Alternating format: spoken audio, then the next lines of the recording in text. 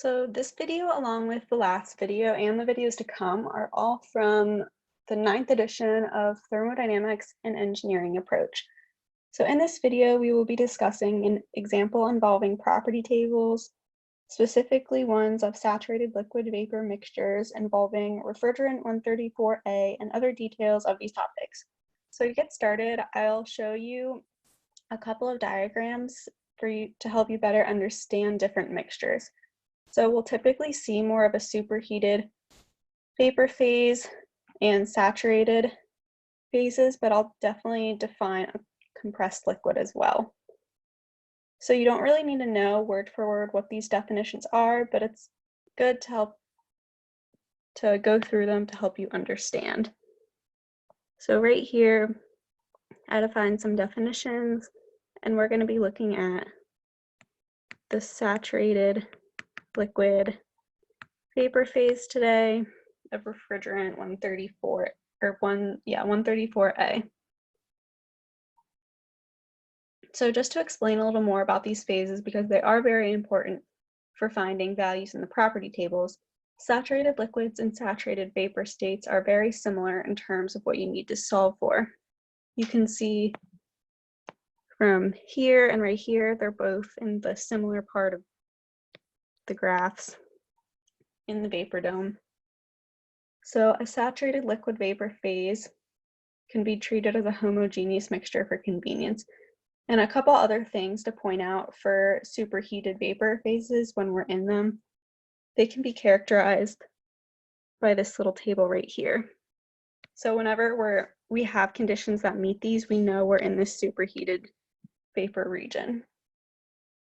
Lastly, compressed liquids are less common because we have less information about them and their properties don't often change much with large pressure changes, but they're still helpful things to know about them. And those regions are to the left of the vapor dome. Like with superheated vapor phases, we can say the following about compressed liquids by this table right here.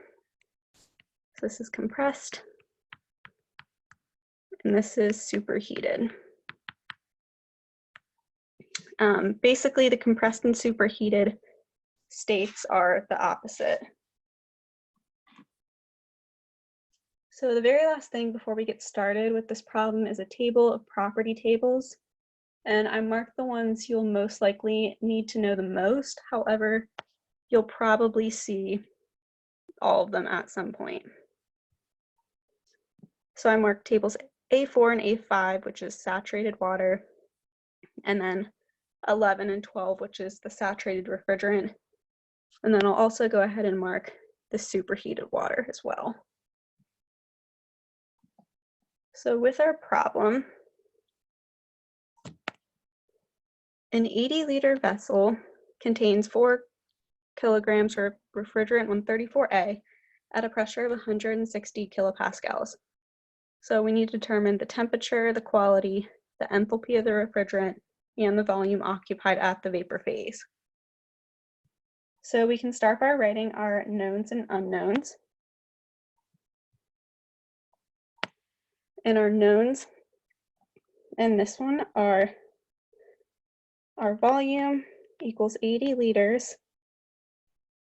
And this is our actual volume, not our specific volume. We will need to find the specific volume because the H values and specific volumes on the chart are specific volume. Mass is 4 kilograms and pressure is 160 kilopascals. So our unknowns, we don't know what the temperature is. We need to find the quality, the H value, which is in kilojoules per kilogram, and the volume in the vapor phase. And that is an actual volume, not a specific volume.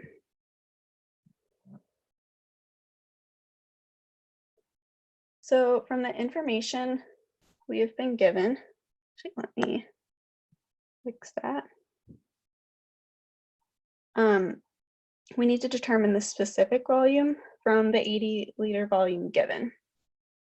So we can say 80 liters over 4 kilograms equals 20 liters per kilogram, but we don't like those units.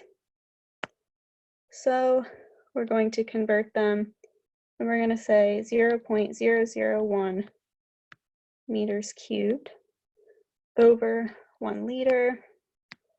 Units cancel out, and we're going to get 0.02 meters cubed per kilogram.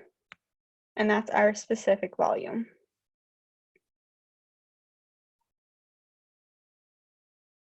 So now we need to determine which phase we are in, and we can see that our pressure is 160 kilopascals. So we're going to go to this table right here, find 160. We can see here our specific volume values. And if we go over a little more, we can find our enthalpy values.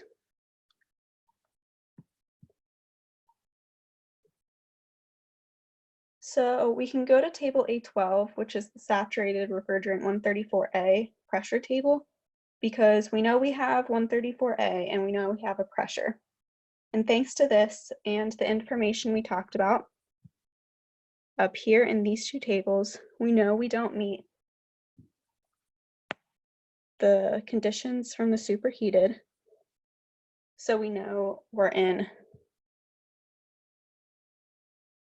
the saturated phase. So looking at the table, we can go down, we found 160 kilopascals, and we can find our temperature at 160, and that's our Tsat. So that actually answers part A. So negative 15.60 degrees Celsius. And we can find our VF and VG values, or saturated liquid and saturated volumes, which are 0.0007435 and 0.12355, and they're meters cubed per kilogram.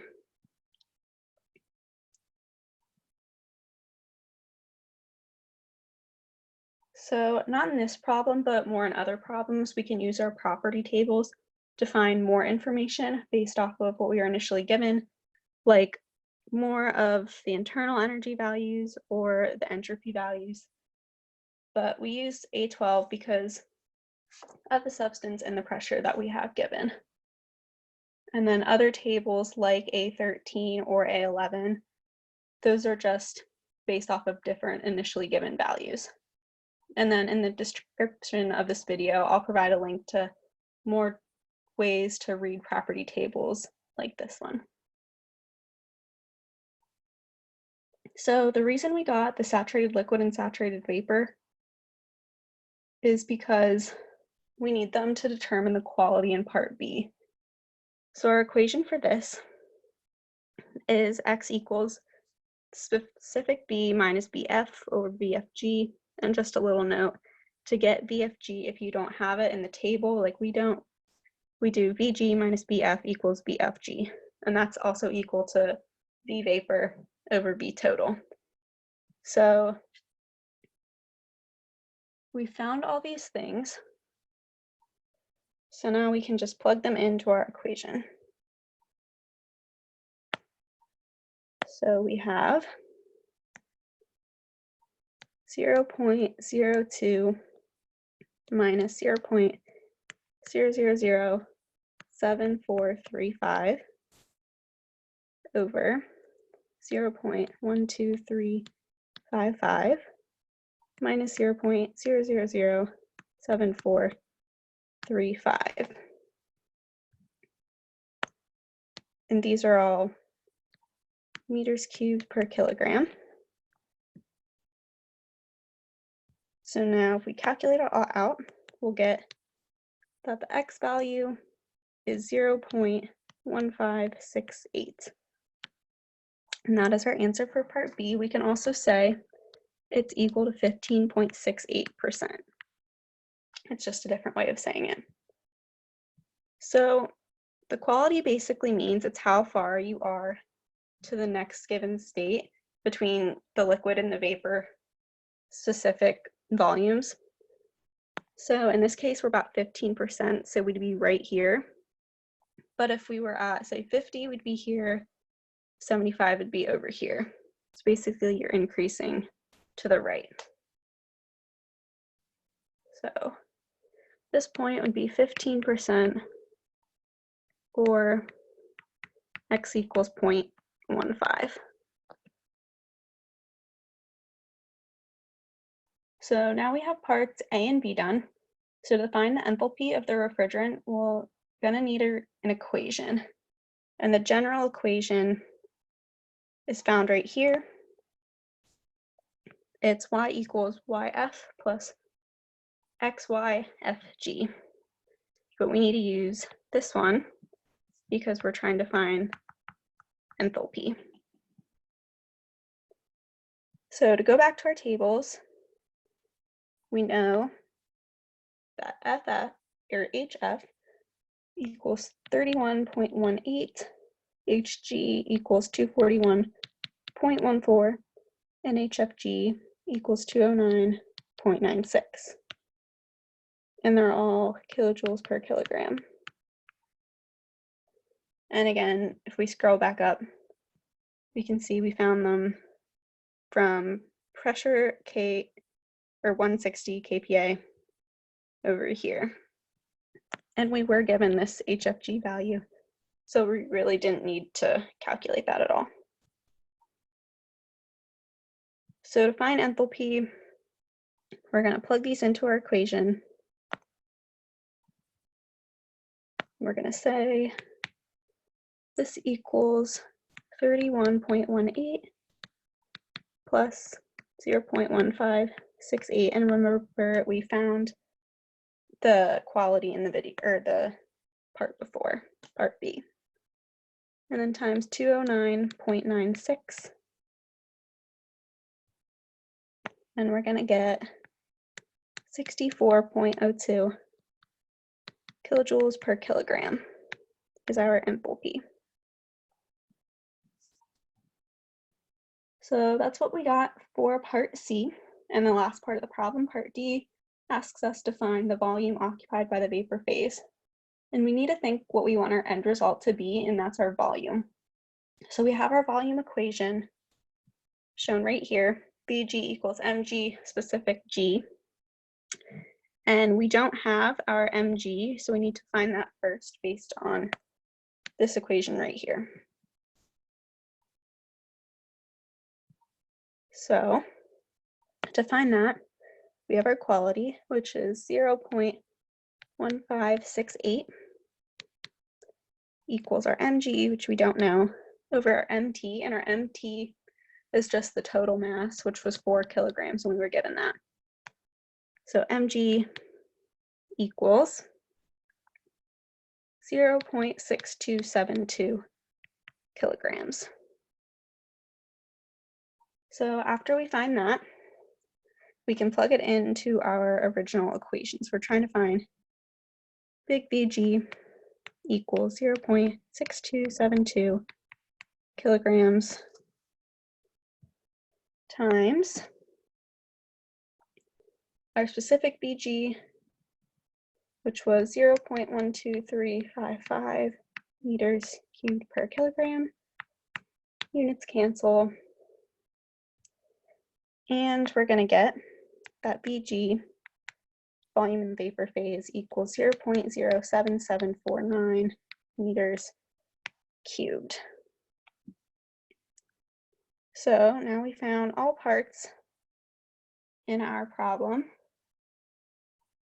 So another quick note is that this is about, let me put the pen on, this is about 77 liters versus the 80 liters we started out with. So those extra 3 liters are being occupied by the liquid in the saturated liquid phase.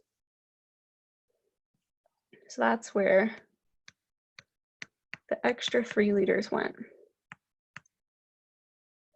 So saturated liquid phase. So a lot of these types of problems rely on you determining which values in the property table to use, and generally you can start by using the correct ones based off of initial conditions that you're given. So that's the end of the problem. Like I said before, I'll put a link to helpful tips for navigating within the property tables in the description if you get stuck.